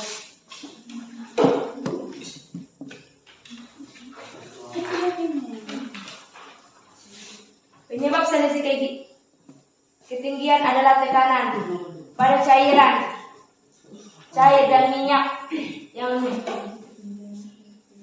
mempengaruhi besarnya tekanan dari kecuali ingin menanggapi hasil presentasi kami. Ya, ada yang mau ditanya? Jelas? Jelas. Oke, baiklah. Kita berikan aplaus dulu kepada kelompok 2 yang sudah berani untuk ini pertama. Oke, terima kasih. Selanjutnya kelompok 1. Oke, bisa? Kelompok 2, 3. Siap? Oke, kelompok 3 siap. Ya. Oke, silakan kelompok 2 untuk mempresentasikan hasilnya. Waalaikumsalam warahmatullahi wabarakatuh. Ya, silakan. Kami dari kelompok 3 akan mempresentasikan Oke, yang lain didengar yang lain, dengarin yang lain. pertanyaan dan jawaban. Ya. Nomor 1. Menurutmu manakah yang lebih besar antara massa jenis air atau massa jenis minyak goreng? Adalah lebih besar minyak goreng. Oke. 2. Bagaimana selisih ketinggian air pada pipa U jika corong dimasukkan semakin dalam pada gelas kimia? Ada perbedaan di pipa kiri dan pipa kanan. Semakin besar kedalaman maka semakin besar selisih ketinggian. Oke. Nomor 3. Coba bandingkan selisih ketinggian air pada pipa U pada setiap kedalaman corong ketika dimasukkan ke dalam gelas kimia yang berisi air dan ketika berisi minyak goreng. Manakah yang memiliki selisih ketinggian lebih besar? Adalah lebih tinggi selisih ketinggian air daripada minyak goreng. 4. Penyebab selisih ketinggian adalah tekanan pada cairan air dan minyak yang diteruskan melalui corong dan selang. Faktor apa sajakah yang memengaruhi besarnya tekanan dari percobaan ini? Kedalaman zat, cair, massa jenis, dan zat. Oke. Oke, kita beri aplaus dulu kepada kelompok 3. Oke, terima kasih.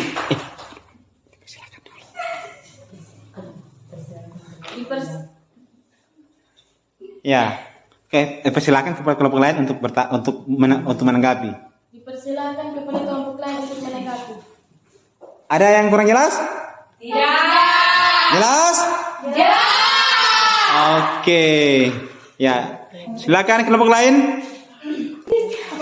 Ya, kelompok 1. Silakan.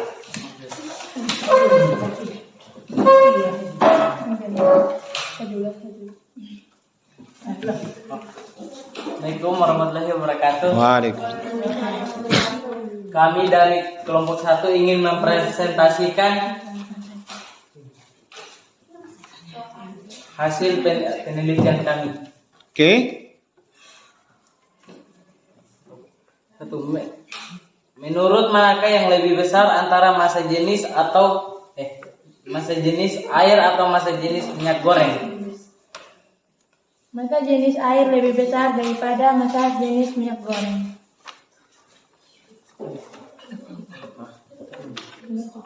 Bagaimana selisih ketinggian air pada pipa U jika orang dimasukkan semakin dalam pada gelas kimia? Semakin besar kedalaman maka semakin besar semakin ketinggian pada pipa U.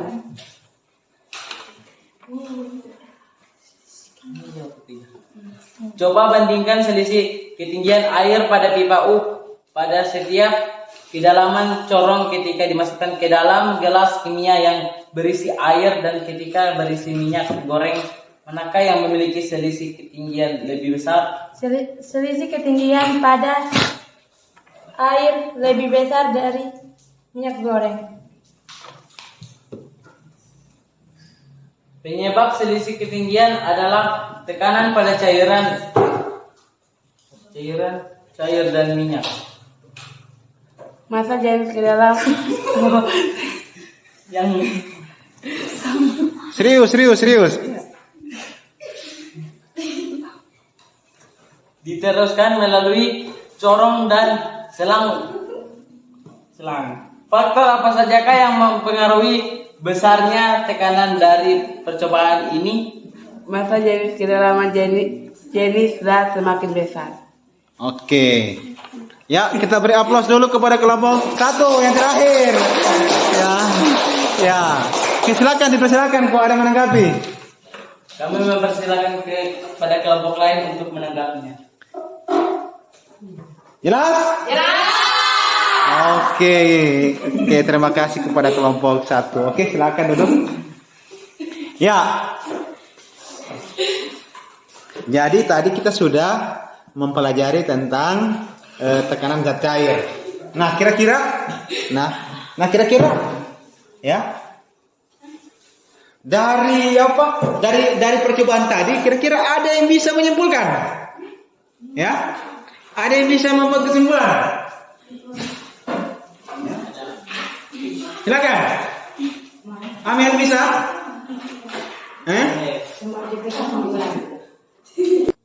Oke, baiklah, saya minta 1 orang atau 2 orang untuk menyimpulkan hasil diskusi kita pada hari ini. Oke, silakan.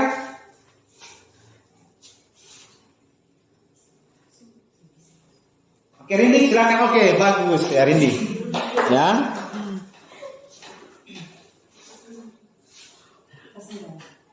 Kesimpulannya adalah semakin besar massa jenis dan kedalaman maka cair yang dihasilkan semakin besar. Oke, ya bagus. Nah, jadi bahwa intinya bahwa yang mempengaruhi tekanan zat cair itu ya ada 2. Yang pertama, dia punya zat, maka beda dia punya tekanan. Ya, minyak dengan air, ya itu beda karena dia punya bahan berbeda. Jadi karena itu massa jenisnya berbeda. Massa jenis air lebih besar daripada massa jenis minyak goreng. Maka sehingga tadi itu bikin hasil bahwa tekanan pada air definisi lebih apa? Lebih besar ya, daripada minyak goreng. Ya, tadi kamu langsung bahwa semakin terangkas ke dalam maka terjadi selisih ketinggian yang semakin besar. Oh, jadi semakin dalam, ya, semakin dalam, semakin besar dia punya kedalaman, maka dia punya tekanan zat cair akan semakin besar juga. Maka itu adalah kesimpulan kita pada hari ini. Oke, kita berikan aplaus kepada kelas yang penuh dengan motivasi. Oke, silakan kita tanya. Ya, meskipun lewat jam tapi orang semangat, itu luar biasa ya. Tenang, nanti saya akan nilai lebih bagus ya. Oke, selanjutnya silakan lihat di papan tulis itu ada soal post test dan soal evaluasi. Oke, dijawab saja ya.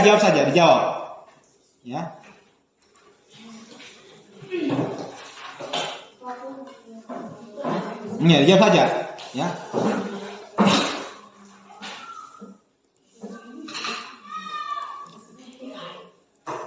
Ya. Dijawab saja, langsung jawaban ABC saja. Pilih mana satu, pilih salah satu jawaban saja. Ya. Oke. Oke, silakan. Ya, silakan jawab aja. Nanti dikumpul di itu di lembar itu saja, ya. Ya. Satu kali aja. Punya jawab apa. Ya.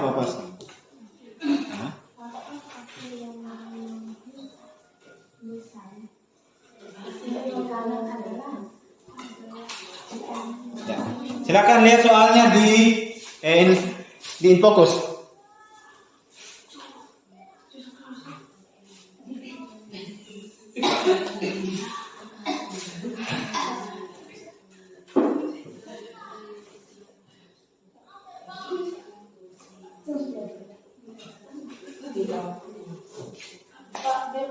Ya? Ya kenapa? Jawab sesuai dengan apa yang kamu harapkan. Ya, silakan jawab saja. Kan cuma memilih itu satu jawaban benar. D. Tadi bilang. Iya. Itu kan dikumpul teman-teman, dikumpul. Pak, ini mana ini dia ini? Ya, Ini. boleh. Sembarang saja boleh, sembarang. Ya.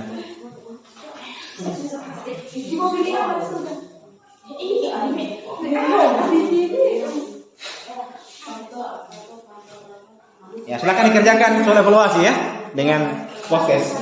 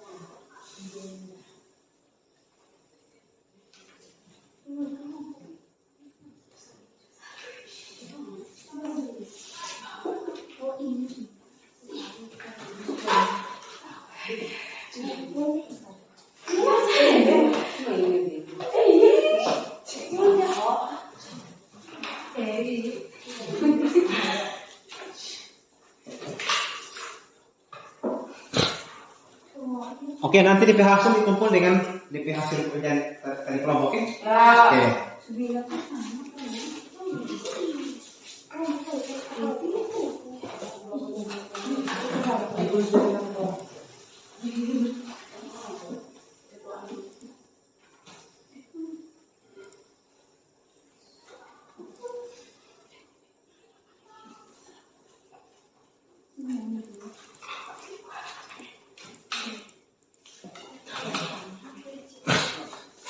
Ya, oke. Baiklah.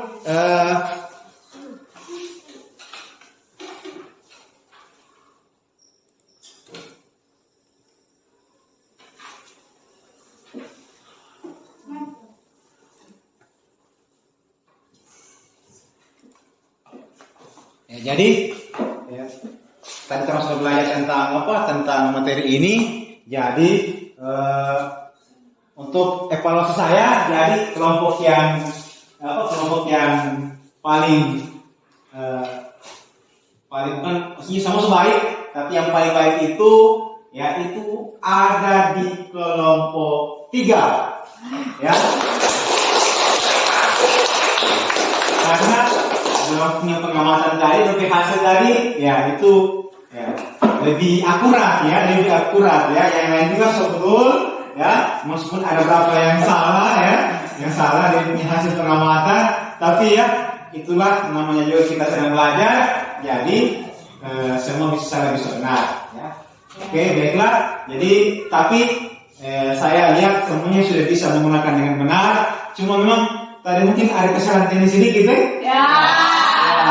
Itu kenapa itu? Karena saya tadi begitu didorong semua stabil dia ya.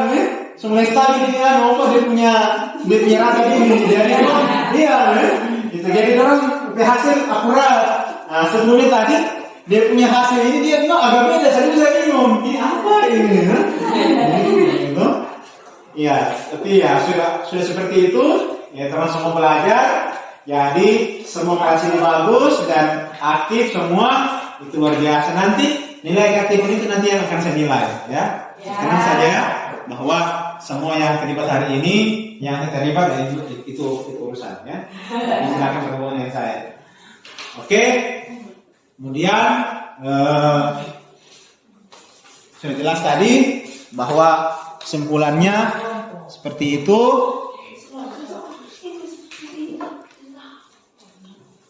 Nah, kemudian ya dari materi ini ada yang masih kurang jelas? Tidak. Jelas dong? Ya. Oke, baiklah. Nanti untuk pertemuan minggu depan nanti kita akan membahas tentang habis tekanan zat padat, zat cair baru zat apa lagi? Gas atau tekanan udara. Oke, nanti kita akan bikin kegiatan yang lebih menarik lagi dan kita semua sehat. Baru kemudian pelajari materi dari sekarang memang supaya kita bisa mudah untuk membahas lagi materi yang sedang. Oke, dan siapkan untuk evaluasi semester disiapkan ya. Nanti kita bahas.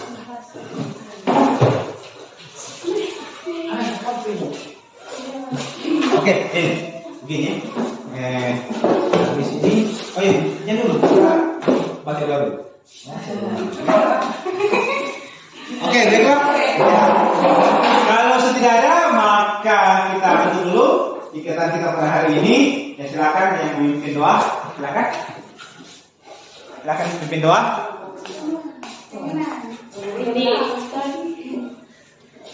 Ya, silakan. Teman-teman, sebelum kita pulang, mari kita berdoa sesuai agama dan keyakinan kita masing-masing. Berdoa dimulai.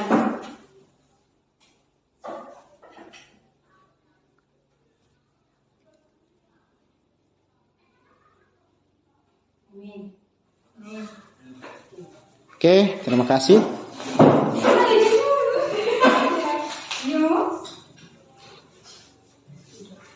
Oke, baiklah, dengan selesainya pembelajaran kita pada hari ini, ya semoga kalian semua bisa mendapatkan manfaat yang positif.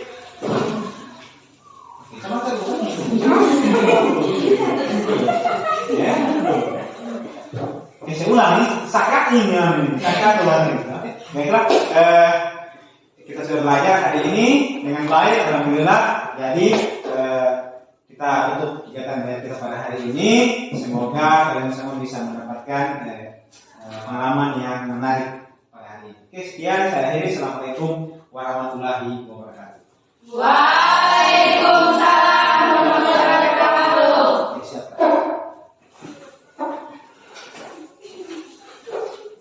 Berdiri. Selamat.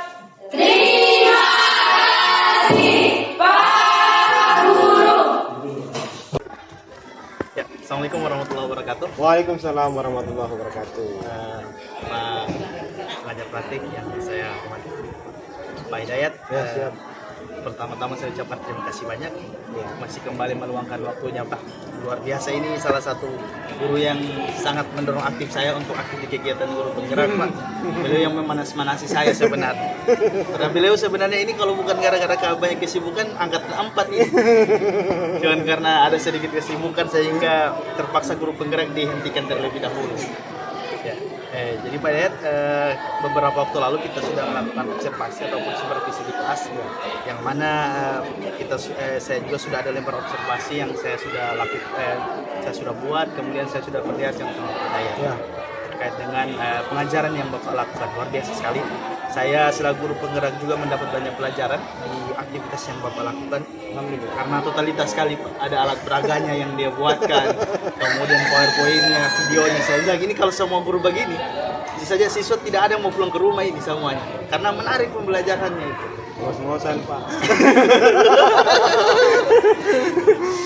Iya. Jadi pada kali ini kita di pasca observasi atau setelah supervisi. Jadi ini pertanyaan memang terkait dengan refleksi kegiatan biasa.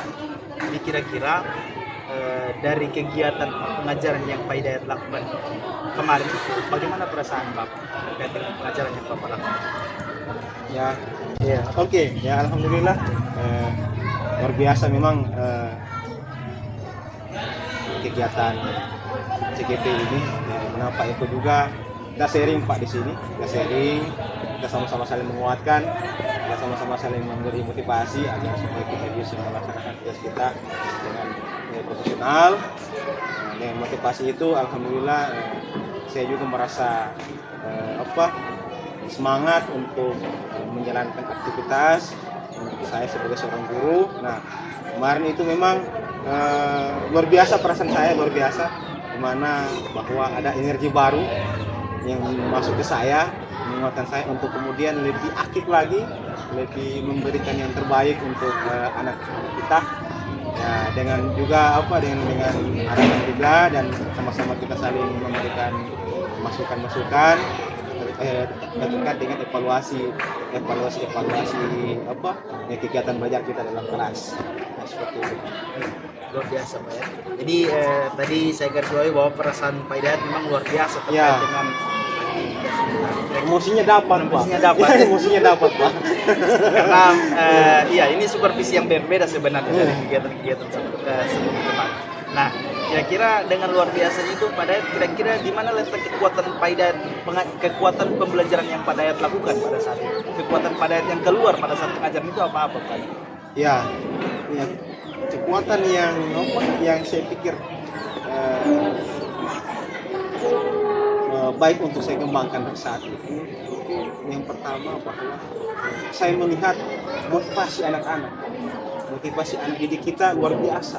Jadi kita juga melihat anak-anak juga feedback yang bagus kepada apa yang kita sampaikan, apa yang kita lakukan, maka sebagai guru kita juga merasa luar biasa bahwa respon anak-anak ini juga menguatkan kita bahwa kita harus lebih responsif lagi. Ya, kalau anak-anak sudah aktif, kita harus lebih aktif lagi.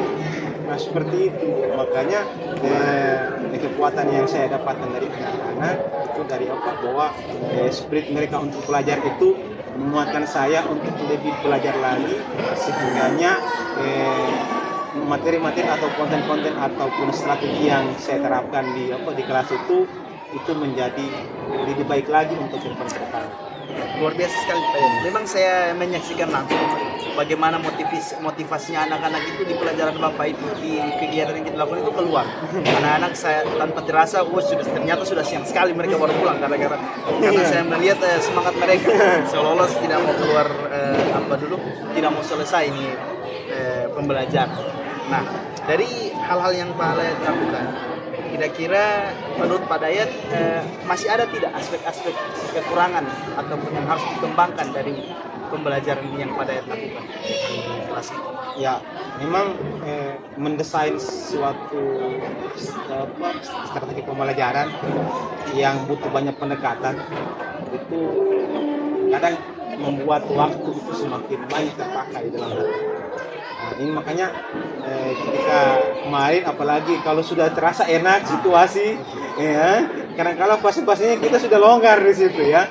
Harusnya kita pendahuluannya sekian, cuma 15 menit, ini jadi 20. Karena persepsi itu banyak direspon oleh siswa dengan banyak pertanyaan yang semakin membuat kita lebih mengeksplor Padahal sebenarnya harus masuk ke inti. Nah, apalagi ketika kita membuat sebuah kegiatan belajar yang isinya ada LKPD yang mengandung kegiatan belajar praktik. Nah, itu biasa akan ada memakan banyak waktu. Apalagi kemarin kan saya memakai strategi materi belajar discovery. Nah, discovery ini memang ya butuh waktu untuk mereka anak-anak bisa merumuskan masalah, bisa menemukan masalah, dan kemudian bisa menyelesaikan sendiri permasalahan seperti itu. Apalagi memang anak-anak kita memang masih berproses untuk terbiasa dengan metode-metode yang modern atau mutakhir, karena memang anak-anak kita lebih banyak disuguhi dengan metode-metode konvensional. Nah, kita menerapkan itu ya Excitednya itu, ya, Pak, ya. luar biasa. Jadi Ya. ini hal yang baru. Hal yang Makanya baru, ya. kalau orang pakai bilang tongas ya. Dan memang orang suka memang. Ya. Saya lihat juga, saya menyaksikan langsung bagaimana keaktifan anak-anak itu di pembelajaran tersebut. Ya, luar biasa. Berarti terkait dengan waktu, Pak. Ya, waktu, Pak. Kira-kira kedepannya ini, Pak, terkait dengan dalam hal ini misalnya waktu pembelajaran. Kira-kira kedepannya itu bagaimana Bapak mengatasi hal ini? Apakah kami minta perpanjangan waktu dan lain sebagainya? Menurut Bapak kira-kira bagaimana untuk menyiasati waktu ini, Pak? Nah, ini sebenarnya ya waktu ini juga kadangkala itu diakibatkan oleh yang pertama input visual, input pengetahuan awal visual. Itu kadangkala pengetahuan prasyarat untuk memahami suatu materi itu yang belum tuntas, Pak. Jadi kadang-kadang kita harus mengeksplor, kita harus flashback kembali, ya kita harus flashback kembali materi-materi yang merupakan prasyarat untuk ke KD inti. Oh, iya. Nah, jadi seperti itu. Jadi ke depan mungkin kita lebih banyak melakukan remedial kembali pada KD-KD yang memang dianggap substansial sekali dan membutuhkan pengeluaran yang tinggi, apalagi kalau sudah KD-KD yang C3 ke atas, Pak. Wah, ini luar biasa, Pak. Ya, kalau KD-KD cuma C1, C2 ya itu masih agak mudah. Tapi kalau kita sudah menerapkan KD-KD 3, 4, 5, aduh itu kita saja pusing Pak dengan itu, Pak. Iya, berarti rencana tindak lanjut terkait dengan tadi keterangan waktu sebagaimana yang Pak Daya katakan terkait dengan persepsi itu nanti yang akan diubah sedemikian rupa, Pak, ya, supaya bisa mempersingkat waktu. Ya, mungkin entah itu Bapak penggunaan media atau apa yang mungkin yang seperti yang Pak Daya sampaikan. Nah, itu terkait dengan ini Pak Daya kemudian nah kan kita kemarin sudah melakukan supervisi, kemudian pada juga puas dengan hasilnya, ataupun kekurangannya pada bilang ya paling hanya di segi waktu. Nah, sekarang terkait dengan pengembangan diri pada ke depan sebagai seorang guru, kira-kira kalau pada melihat kemampuan atau diri pada sendiri, kira-kira apa yang ingin pada kembangkan dari pada sendiri sebagai seorang guru, dalam hal ini profesi pada sebagai seorang guru ke depan? Saya nanti sekarang, Pak, baru merasa, Pak, bahwa menjadi guru itu sulit juga ternyata. Dulu pas saya pikir bahwa guru itu mendatang di sekolah, ya, masuk di kelas, mengajar, selesai pulang, ya. Kasih buku, catat. Saya pulang, Pak. Tapi Pak, tanggung jawab moral ini, Pak, ini luar biasa, Pak, sebenarnya. Bahwa guru bukan cuma sempat memberikan input kognitif, namun juga sebagai salah satu sumber referensi pengetahuan moral bagi anak didik kita. Nah, ini juga bahwa kita juga menyadari bahwa hari ini anak-anak kita keseteladan, ya keseteladan bahwa entah itu dalam lingkungan yang kecil, di keluarga, sekolah, apalagi masyarakat. Maka memang guru dipandang sebagai salah satu referensi, ya. Guru harus menjadi idola. Guru harus menjadi idola bagi anak-anak didik kita. Makanya kadang-kadang kita kalah pamor sama BTS, Pak.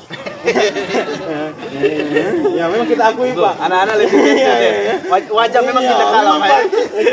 Memang kita kalah ganteng, Pak, dengan artis Korea, Pak. Namun ya kita juga harus membuat anak-anak tersadar bahwa pesan-pesan moral yang mereka dapatkan itu tidak ada. Makan ide-ide mereka pun bisa membantu saat mereka kesulitan. Nah ini membuat kita sebagai guru harus bisa masuk kemudian menjadi figur yang bisa diandalkan oleh anak-anak. Meskipun kita mempunyai input yang pas-pasan Pak, tapi mungkin kita bisa menjadi guru yang lebih menginspirasi anak-anak kita agar supaya mereka bisa melihat bahwa pembelajaran itu sebagai suatu hal yang menyenangkan dan berguna Pak bagi masa depan mereka di sekolah. Jadi menarik ini Pak Dayat. Menarik. Yang ingin Pak Dayat kembangkan ke depannya itu bagaimana supaya guru itu bisa menjadi teladan, menjadi idola. Nah, kalau Pak Dayat ingin menjadi teladan ataupun idola, kira-kira untuk mencapai tujuan tersebut, apa yang Pak Dayat lakukan? Nah, menjadi idola ya, itu. Idola, apa ya? yang Pak Dayat lakukan? Apakah harus seperti Ya. BTS Pak? Iya. Korea atau gimana Aduh, Pak? Pak. Kalau kita operasi plastik Pak, itu dulu. Itu mahal Pak. Iya. Salah hancur Pak. Nah, kembali yang saya katakan tadi bahwa kita harus menjadi guru yang menyenangkan. Ya, kalau bahasanya senior kita ya dia sudah tulis di dalam komentar Facebook itu juga membuat saya termotivasi Pak. Memang harus seperti itu Pak. Ya kita harus bersahabat dengan anak-anak tidak bukan hanya memandang kita sebagai orang elit Pak dalam entitas sekolah, tapi anak-anak juga bisa memandang kita sebagai sahabat. Ya, bisa, tapi tidak kemudian kita juga harus memberi batasan agar memang tidak anak-anak tidak menang enteng lah. Tapi kira-kira kita harus menjadi pribadi yang menyenangkan, ya menyenangkan anak-anak kita. Meskipun itu tidak mudah Pak, ya. Kadang-kadang Pak, kejiwaan kita tidak sama dengan itu. Tapi memang demi hal-hal seperti ini kadang-kadang kita harus memakai topeng ya di sekolah. Kadang-kadang kita ya mungkin kita introvert ya. Tapi lantaran dengan anak-anak ya kita harus menjadi diberi yang introvert ya seperti itu ya. Nah, jadi menurut saya seperti itu. Dan yang paling inti Pak itu lagi Pak bahwa guru harus lebih berkapasitas. Harus lebih berkapasitas, kemudian integritas. Nah ini Pak, yang memang ya, luar biasa sekali Pak. Ya, integritas dan kapasitas ini luar biasa Pak. Ini harus kita miliki agar syarat untuk menjadi idola bagi anak ya, bagi anak-anak yang remaja kita seperti itu Pak. Agar supaya bisa menutupi Pak ketidakgantengan kita ataupun ketidakkayaan kita Pak. Memang kita punya pribadi yang mumpuni Pak seperti itu ya. Nah, mohon maaf Pak, kalau saya mungkin bisa diteruskan Pak. Nah, terkait dengan tadi yang kegiatan yang pada lakukan. Nah, sekarang pertanyaan saya kira-kira ukuran keberhasilan Pak Hidayat sudah dikatakan sebagai guru yang menjadi idola itu bagaimana Pak? Kira-kira bagaimana supaya dikira oh iya betul saya ini sudah jadi idola. Kira-kira dilihat dari mananya?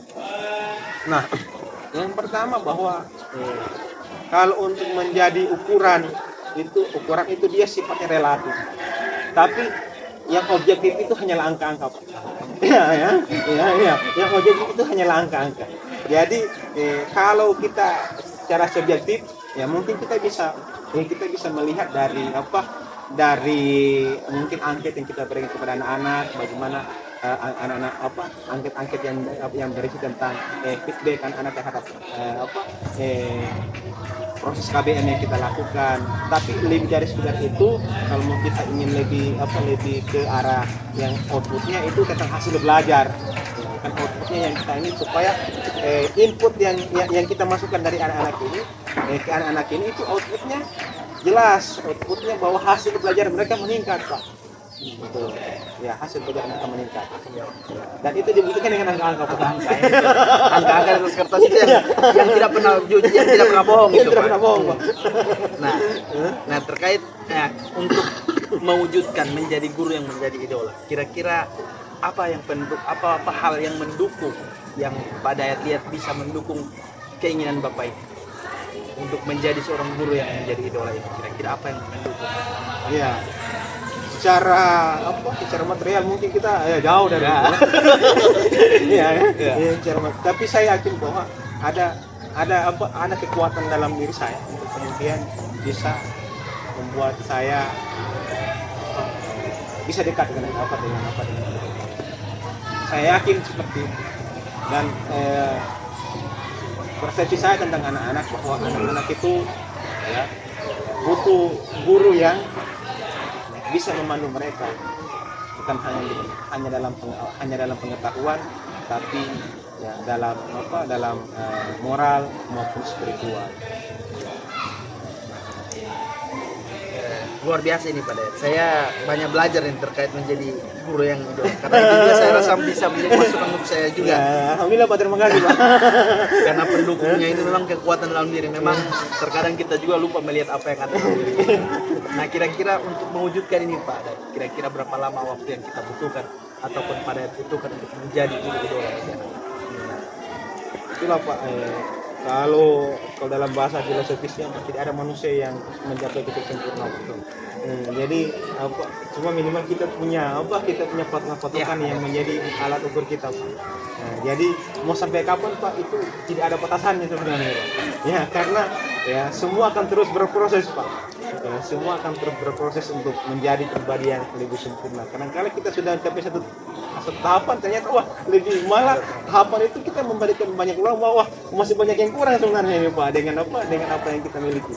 Ya cuma minimal ya ada target Pak. Ada target Pak yang kita harus ditetapkan supaya ini juga menjadi cambuk buat kita bahwa segalanya itu harus direncanakan dan harus berproses.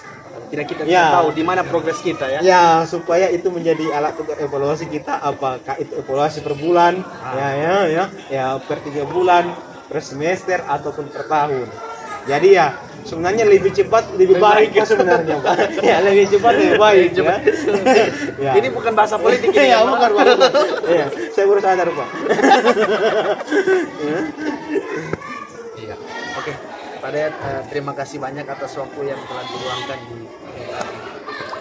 apa yang sudah kita bahas dari observasi tadi, kemudian rencana pengembangan diri Pak Dayat ke depan, dengan kemudian integritas, kapasitas yang Pak Dayat miliki, rencana aksi yang Pak Dayat sudah rencanakan terkait apa yang Pak Dayat akan lakukan ke depan. Saya sebagai guru calon guru penggerak juga mendapat banyak masukan kepada Dayat, mendapat banyak pelajaran. Saya harap kegiatan seperti ini juga bisa memberikan baik manfaat positif untuk saya maupun untuk Pak Dayat dan terutama untuk sekolah ini. Terima kasih banyak Pak Dayat. Luar biasa.